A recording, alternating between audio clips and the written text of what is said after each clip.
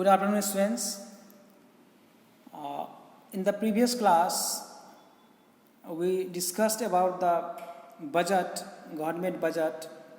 We saw its definition, and now we have been discussing the objectives of a budget.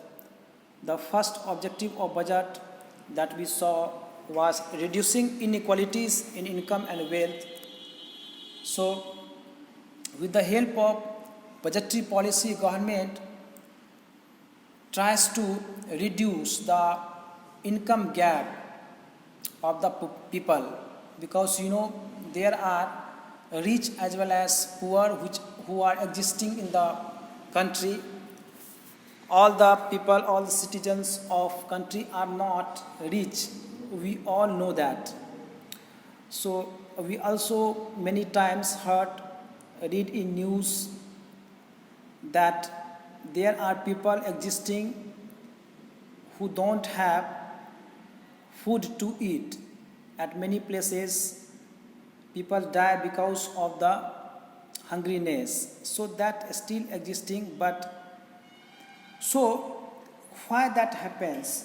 Because of the income gap, because of the unequal distribution of the wealth.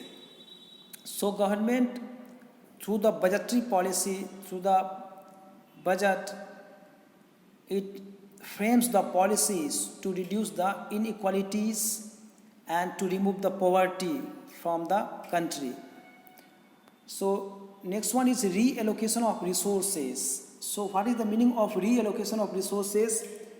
It refers to change in direction of resources from one use to the other. So government has key to change the direction of allocation of resources. In the direction in which government wants to allocate the resources, government wants to invest, that can be done by the government. Government has policies, laws to control the allocation of resources in different sectors, in different directions. The government seeks to reallocate resources with a view to balance the goals of profit maximization and social welfare. Now, we all know that motive of the government is not only the profit maximization, means government not only wants to get the maximum profits by maximum production at the optimum level, but at the same time government also wants the social welfare, the social stability. Existence of social welfare is one of the prime aim, one of the main aim of the government. So with the help of budgetary policy, government tries to do the two things. Government tries to execute the policies for the goal of two things. First is profit maximization and second one is social welfare. So production of goods which are injurious to health is discouraged through heavy taxation, because that taxation is the policy of government, that is fiscal policy. We have learned in the previous chapter about the fiscal policy and monetary policy through which economy is managed in the country. So with the help of taxation on the products which are injurious to the health of the people, the production of goods can be discouraged. तो जो हानिकारक है health के लिए, society के लिए, उसका production को डिस्करेज किया जाता है. How? By imposing heavy taxes, more taxes on the goods. On the other hand, production of socially useful goods is encouraged through subsidies. At the same time, the goods which are related to the usefulness of the people, which are used for the masses, for the beneficial, for the advantages, that is encouraged by providing subsidies. So there are many products on which government gives the subsidies to encourage, so that it gives a positive effect on the society, so that it gives a positive impact, a good things to the society, and society will get the welfare, society will achieve the welfare. So social welfare, with the help of budgetary policy, with the help of fiscal policy, government can allocate the resources into different directions which are beneficial to the society, that is encouraged, and the goods which are not beneficial, which are injurious, which are harmful, are discouraged.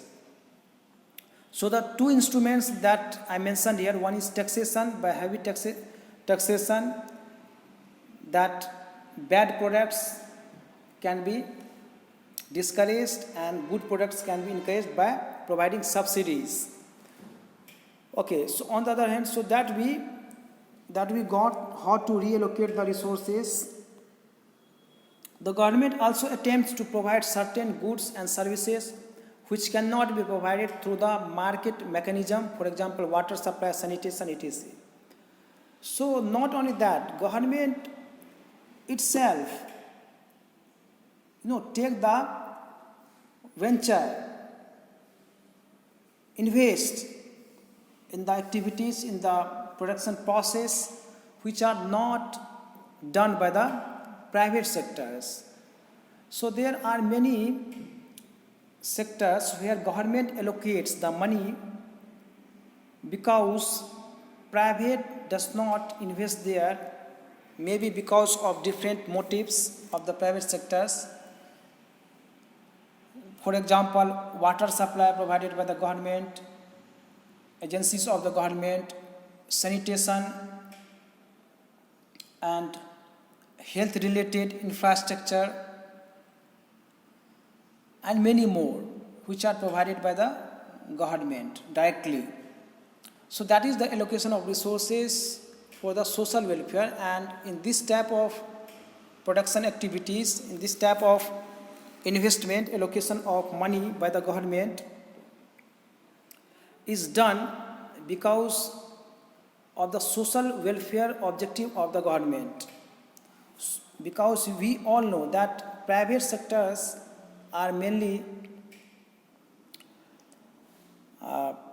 directed to invest, or you can say that the main motive of the private sector is the profit maximization.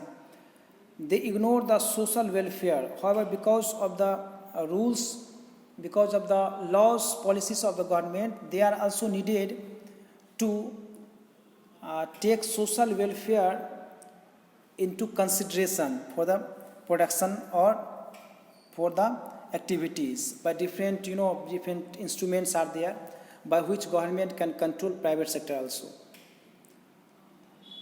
But government is many times doing the works directly by jumping into the sectors, and that we saw the examples like water supply, sanitations, health related, infrastructure related. Okay, now next one is economic stability. Using its revenue and expenditure policy, the government ensures economic stability in the economy. Budget is used as an important policy instrument to combat the situation of deflation and inflation. It is used to handle the situation of recession or depression and frame the policy to come out from this. Now, economic stability.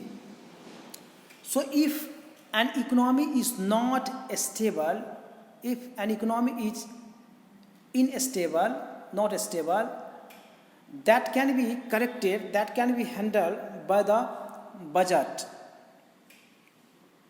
We know there are two common situations that we find, that is inflation and deflation. Meaning of inflation I already discussed many times in class 11 also, in class 12 also, that it is the situation of continuous price rise. Okay. With no rise in employment and output. यदि employment output में rise नहीं हो रहा है और price आपको continuously increase हो रहा है तो उसको हम लोग बोलते हैं inflation. So inflation doesn't mean only price rise. So Keynes also, J.M. Keynes also discussed these things in his book, The General Theory, that only price rise is not the situation of inflation, but in inflation what happens? There is continuous price rise with no rise, no increase in employment. Employment, रोजगार नहीं बढ़ रहा है. There is no increase in output, only there is price rise. So that situation can be controlled by the government. So similar to that, we can say about the deflation that it is the decrease in price. Okay. And during the recession time, generally you will find this situation of deflation, because there is no demand and there is oversupply of goods and services. So there is no other option than to reduce the price, decrease the price. So therefore, if when price falls with decrease in employment and output, so that is the situation of deflation. So both inflation and deflation can be controlled by the government. In the previous chapter, we discussed the monetary policy and fiscal policy, how to control the inflationary gap and deflationary gap. So I discussed their monetary policy, the policy adopted by the policy governed by the RBI, as well as fiscal policy. To the fiscal policy that I discussed are related to the budgetary policy. So वो जो policy वहाँ पे यदि यहाँ पे वही आप implement करेंगे. जब क्वेश्चन आएगा कि how budgetary policy, how fiscal policy is use to control the inflation and deflation, या how budgetary policy, how fiscal policy is use to make the economy stable, तो वहाँ पे आप उसको लिखेंगे. जैसे टैक्सेशन हो गया, टैक्स. यदि इन्फ्लेशन है, यदि महंगाई है, तो उस केस में क्या किया जाएगा? टैक्स रेट में क्या किया जाएगा?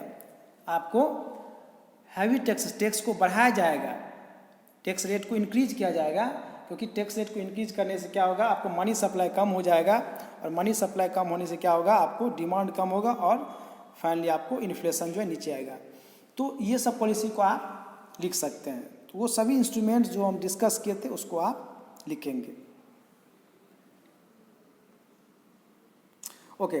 उसी तरह से रिसेशन में, जब आपको रिसेशन है, आपको डिफ्लेशन है, डिमांड आपको हाई नहीं, सप्लाई ज़्यादा है, ओवर सप्लाई हो गया है, तो उसको क्या करेंगे हम लोग? एग्रीगेट डिमांड को बढ़ाने के लिए क्या करते हैं? एग्रीगेट डिमांड को बढ़ाने के लिए हम लोग क्या करेंगे? हम लोग मनी सप्लाई को इंक्रीज करेंगे. तो गवर्नमेंट कैसे मनी सप्लाई इंक्रीज करेगा? तो एक्सपेंडिचर को जो है बढ़ा देगा. गवर्नमेंट जो एक्सपेंडिचर है उसको बढ़ाएगा, इन्वेस्टमेंट को बढ़ाया जाएगा. टैक्स रेट के साथ क्या किया जाएगा? टैक्स रेट को आपको रिड्यूस किया जाएगा, घटाया जाएगा टैक्स रेट को. टैक्स रेट घटने से क्या होगा? इनकम आदमी का इंक्रीज हो जाएगा और डिमांड इंक्रीज होगा. डिमांड इंक्रीज होने से आपको प्रोडक्शन बढ़ेगी और आपको एम्प्लॉयमेंट जनरेट होगा, और फिर से इकोनॉमी आपको स्टेबिलिटी में आ जाएगा, ग्रो करेगा. तो ये आपको था बजटरी पॉलिसी के द्वारा इकोनॉमिक स्टेबिलिटी लाया जा सकता है. Okay, this is the economic stability का ये एक सिंबॉलिक डायग्राम है. Okay. So economic stability increases the rate of growth and development. This is true कि यदि इकोनॉमिक स्टेबिलिटी आएगा, आपको फ्लक्चुएशंस नहीं रहेगा, इन्फ्लेशन, डिफ्लेशन, रिसेशंस नहीं आएगा, तो आपका इकोनॉमी जो है आपको ग्रो करेगा. Fourth point is direct participation and economic growth by managing public sector enterprises. The government seeks to accelerate the pace of growth by establishing public sector enterprises. This is true. Government जो है public sector enterprises के द्वारा भी जो है आपको economy को जो है आपको फास्ट या फिर एक्सेलरेट करता है, इकोनॉमी का जो है ग्रोथ रेट को. आपको मालूम कि पब्लिक सेक्टर जो इंटरप्राइजेस है, जो आपको गवर्नमेंट सेक्टर इंडस्ट्रीज है, जो सेक्टर्स है, उसमें जो है गवर्नमेंट यदि इन्वेस्ट करता है तो आपको इकोनॉमी जो है आपको फास्टली ग्रो कर सकता है. जैसे पहले हैवी इंडस्ट्रीज़ में जो है आपको इन्वेस्ट किया गया था, तो उसका बहुत सारा आपको बेनिफिट्स भी हुआ. इंडस्ट्रियलाइजेशन में जो इंडिया में भी जो चल रहा है, तो जो आपको इन्वेस्ट किया गया गवर्नमेंट के द्वारा, पब्लिक सेक्टर के द्वारा, तो वो भी आपको एक अहम रोल जो है प्ले किया और प्ले कर रहा है। बहुत सारे जो आपको इंडस्ट्रीज़ है, चाहे माइनिंग इंडस्ट्रीज़ हो, चाहे आयरन रिलेटेड इंडस्ट्रीज़ हो, फर्टिलाइजर इंडस्ट्रीज़ है, बहुत सारी इंडस्ट्रीज जो आपको गवर्नमेंट के द्वारा जो है आपको इन्वेस्ट किया गया, उसका बहुत सारा बेनिफिट्स हुआ और इकोनॉमी जो आपको तेज़ी में ग्रो किया। Next one, growth of economy. Fifth point, government through its fiscal policy targets to inject sufficient resources by encouraging saving and investment. Economy जो है, ग्रोथ ऑफ इकोनॉमी में जो है आपको बजटरी पॉलिसी का बहुत ही इम्पोर्टेंट रोल आपको यहाँ पे प्ले करता है, क्योंकि फिस्कल पॉलिसी के द्वारा जो है गवर्नमेंट इंजेक्ट करता है आपको रिसोर्सेस को और सेविंग एंड इन्वेस्टमेंट के लिए जो है आपको इनकरेज करता है। This will further enhance capital formation and level of production causing rise in national income and economic growth. और जब आपको गवर्नमेंट इंजेक्ट करता है रिसोर्स को, इन्वेस्ट करता है गवर्नमेंट, तो क्या होता है, कैपिटल फॉर्मेशन होता है और कैपिटल फॉर्मेशन होने से क्या होगा, आपको इनकम राइज करेगा, नेशनल इनकम राइज करेगा और ओवरऑल इकोनॉमी का ग्रोथ होगा। Government makes various policies to stimulate savings and investments by providing tax rebates and incentives for production activities. Now, how government uses the fiscal policy, budgetary policy to increase, to stimulate the savings. Savings को कैसे government जो है encourage करता है, तो आपको rebate के द्वारा, टैक्स रिबेट्स के द्वारा, यदि आपको टैक्स में रिबेट्स दिया जाता है, टैक्स में छूट दिया जाता है, तो क्या होता है, आपको सेविंग जो आदमी ज़्यादा करेगा, ठीक है, ज़्यादा इनकम होगा तो फिर सेविंग भी ज़्यादा करेगा। And investments by providing tax rebates and incentives. Investments कैसे आपको ज़्यादा होगा, यदि इंसेंटिव्स दिया जाता है प्रोडक्शन एक्टिविटीज़ में जो है, यदि गवर्नमेंट इंसेंटिव्स देता है, ठीक है, या फिर टैक्स में आपको छूट देता है, तो आपको से क्या होगा, इन्वेस्टमेंट बढ़ावा होगा, तो सेविंग्स भी बढ़ेगा और इन्वेस्टमेंट भी बढ़ेगा, दोनों चीज़ बढ़ेगा। Government spends on basic services and facilities to have a strong infrastructural base of the economy, for example expenditure on health, education, housing, transports, etc. So not only that, not only government gives the tax rebates as well as incentives for production activities, but government also spends on basic services and facilities like infrastructural. For example, expenditure on health, education, housing, transports, etc. All these are the part of infrastructural developments.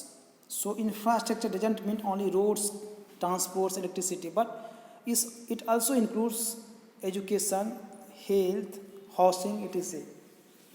However, there is one chapter in Indian economic development regarding the infrastructure. We will discuss more on that, and we'll see the situation of infrastructure development in India. So while discussing the Indian economic development, we'll see more on that.